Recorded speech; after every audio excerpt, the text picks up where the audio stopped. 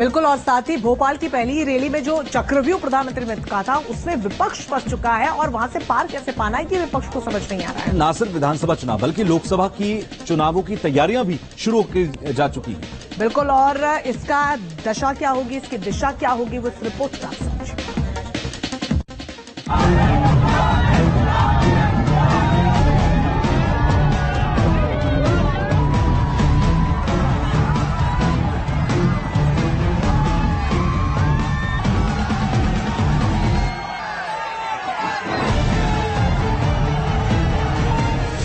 प्रधानमंत्री मोदी ने 2024 की लड़ाई का बिगुल फूंक दिया है। दिशा और दशा दोनों तय कर दिए हैं, लेकिन उससे पहले देश के 5 राज्यों में विधानसभा चुनाव है और इसे 2024 का सेमीफाइनल कहा जा रहा है। प्रधानमंत्री मोदी ने मध्य प्रदेश से चुनाव की तैयारियों का आगाज कर दिया है। मध्य प्रदेश में पीएम मोदी ने जब मंच संभाला तो सनातन पर सवाल खड़ा करने वालों पर जमकर गरजे।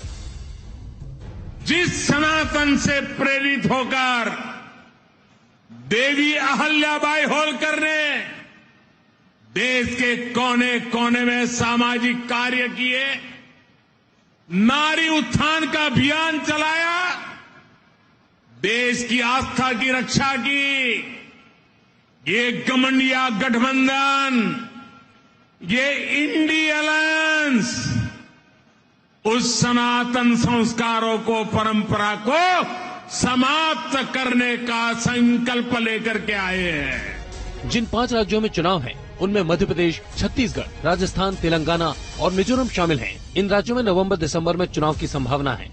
इनमें से सिर्फ एक राज्य में बीजेपी की सरकार है और अब पीएम मोदी मध्य प्रदेश के साथ छत्तीसगढ़ और राजस्थान में भी विपक्ष को पटखनी देने के लिए मैदान में उतर चुके हैं। तो वहीं बीजेपी को हराने के लिए इंडिया गठबंधन भी एड़ी चोटी का जोर लगा रहा है, लेकिन सनातन के खिलाफ उनके नेताओं की बयानबाजी भारी पड़ सकती है। इंडी अलायंस का निर्णय है भारतीयों की आस्था पर हमला करो।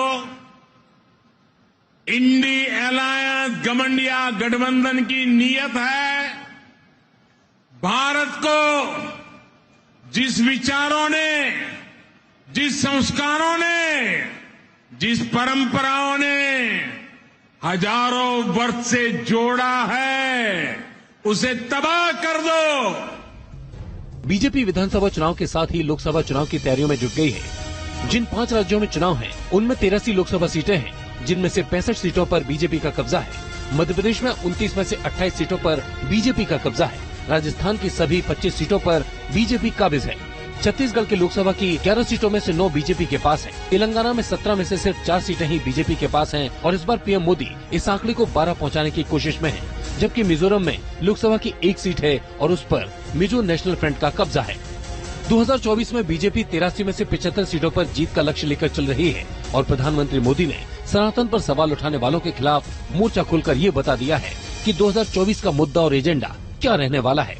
Team news nation.